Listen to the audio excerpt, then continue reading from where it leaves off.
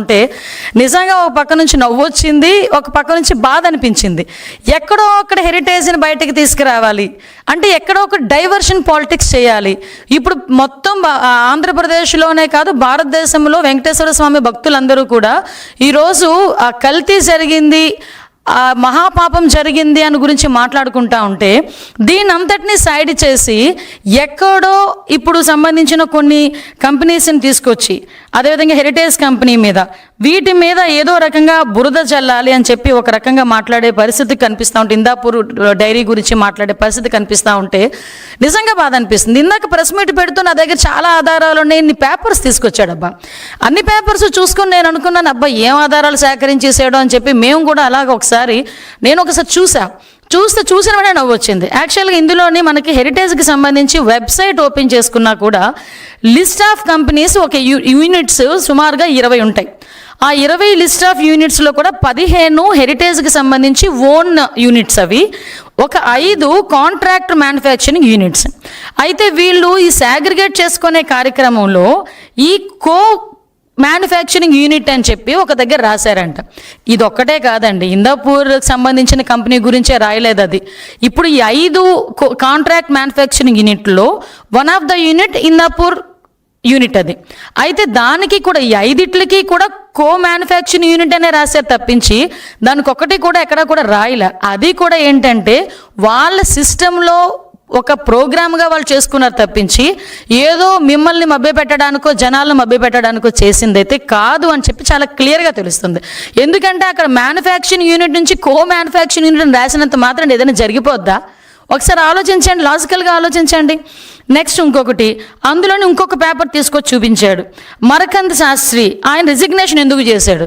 ఆయనకు వేరే ఉద్యోగం వచ్చింది, రిజిగ్నేషన్ చేశాడు. స్టిల్ నవ్ ఇంకా అక్కడే వర్క్ చేస్తున్నాడు. ఈ నెలాఖరుకో మార్చి నెలాఖరుకో అతను రిలీవ్ చేసి పంపిస్తారు. ఇంతకు ముందు 4 సంవత్సరాల క్రితం వేరే కంపెనీలో పనిచేసేవారు. 4 సంవత్సరాల ముందు ఈ హెరిటేజ్ కంపెనీకి వచ్చారు. ఇప్పుడు అతనికి వేరే కంపెనీలో మంచి ఇంకో ఉద్యోగం వచ్చింది. ఆ ఉద్యోగానికి అతను వెళ్ళిపోతున్నారు, రిజిగ్నేషన్ ఇచ్చారు.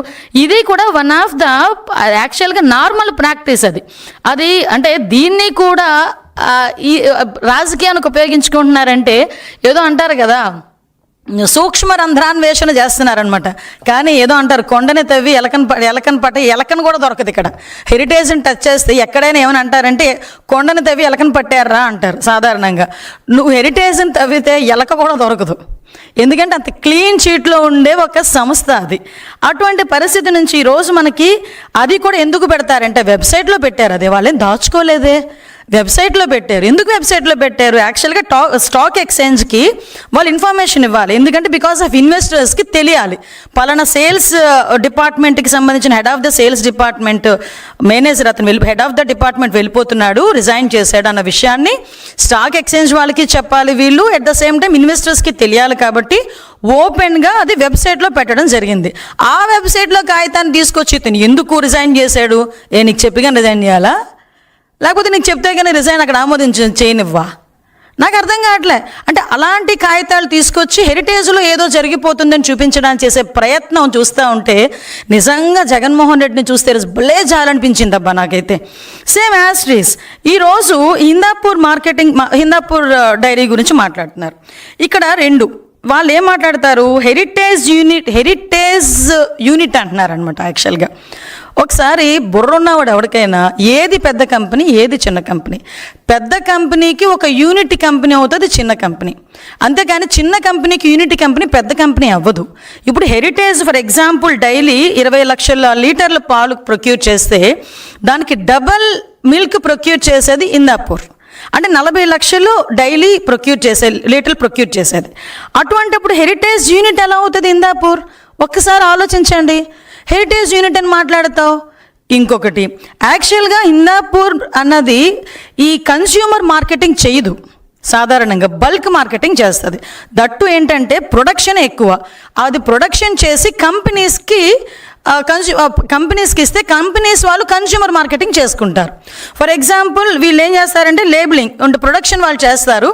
లేబులింగ్ అంటే ఇప్పుడు హెరిటేజ్ కంపెనీ ఈ ఇందాపూర్ కంపెనీస్ దగ్గర నుంచి చీజ్ అని పన్నీర్ అని, నెక్స్ట్ ఇంకొకటి ఏంటంటే టెట్రాప్యాక్ మిల్క్స్ సంబంధించినవని, ఇలాంటివి కొనుగోలు చేస్తుంది. హెరిటేజ్ కొనుగోలు చేస్తుంది. హెరిటేజ్ అన్న కంపెనీ ఇప్పటి వరకు ఏ కంపెనీకి కూడా గీ సప్లై చేయలే. హెరిటేజ్కి ఓన్ గీ మ్యానుఫ్యాక్చరింగ్ ఉంది. హెరిటేజ్